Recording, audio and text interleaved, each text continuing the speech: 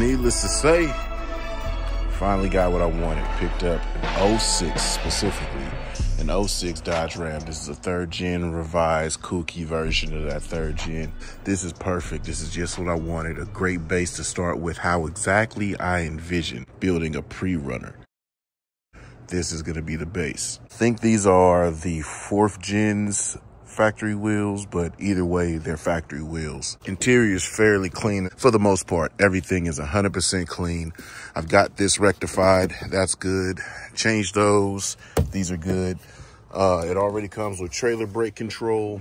It has a monitor, even though I'm gonna change it. Not my style of monitor, but we're gonna get something in here. I do really like having multiple power outlets, even in here. If I want to charge like GoPros and shit like that, have them out the way. I spent the majority of the time power washing everything, getting everything cleaned up.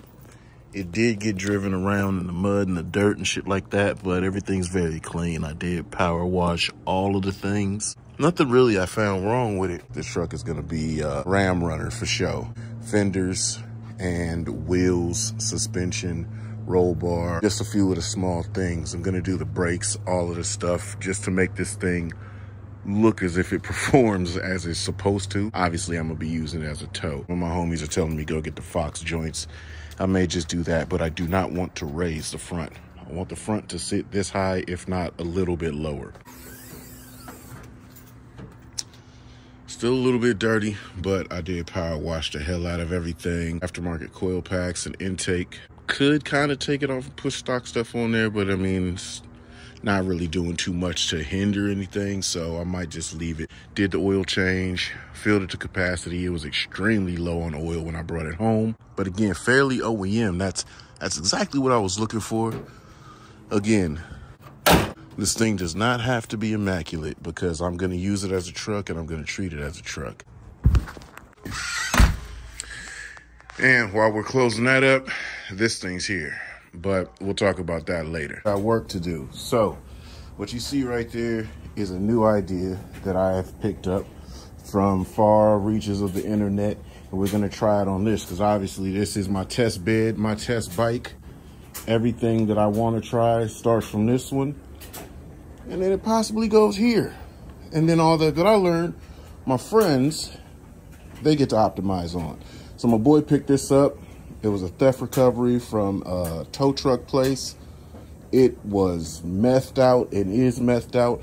I've got so much work to do on it, but I'm not gonna quite yet get started on it. But look how low it sits. Look how dumb that looks.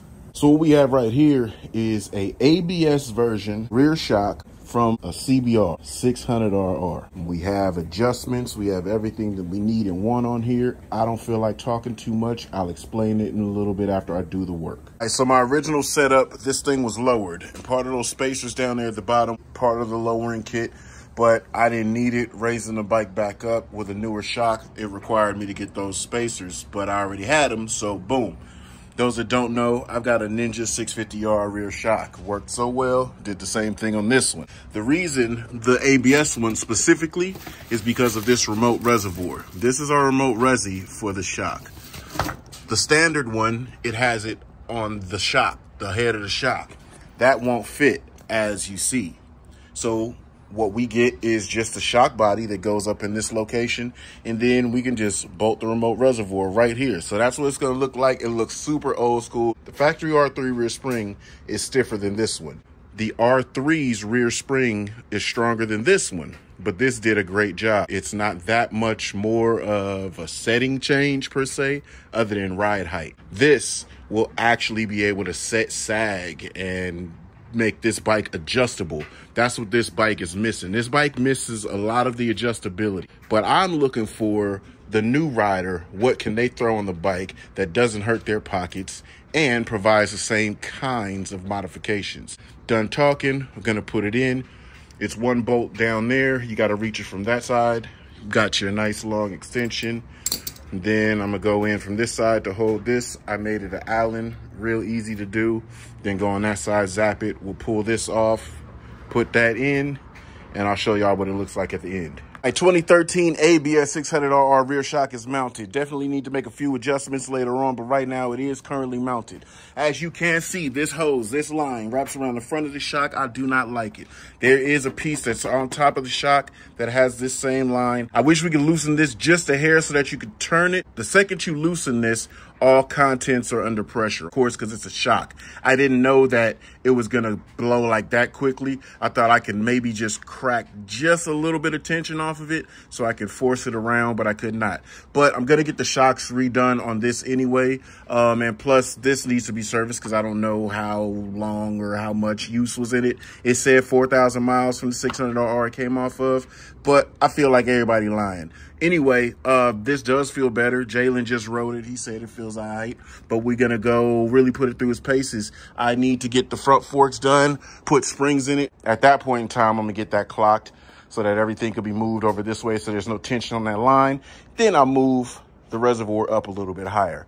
Other than that, this is like your budget pieced together super sport. It is modified given the parts that are on it. This is all pieced together to be like a good pocket contention for a track bike. This won't kill your bank account. This is going to be a simple parts list that you could put together and get exactly this. This bike still keeps the original setup on it. It's about a ½ inch taller. This was, you know, they're both really tall bikes. What we sacrifice in height, we do not get in compression. This is softer. This right here, it's got adjustments. When I get this done, I'm going to get a Racetech spring for that 600RR rear shock. It's going to put us up to spec right where we need to be. Other than that, man, I think we're good to go. This bike is put together and done, and it's ready for a track day. I just got the front forks done on this. Racetech springs, new fluids, new adjustments. So there's really a track day that has to be had. We've got to get back out on the track and test all the changes on the bikes. Oh, this, yeah, I got to build this. Other than that, I'm dirty. I'm going to get clean. It's hot as hell in this garage. We done.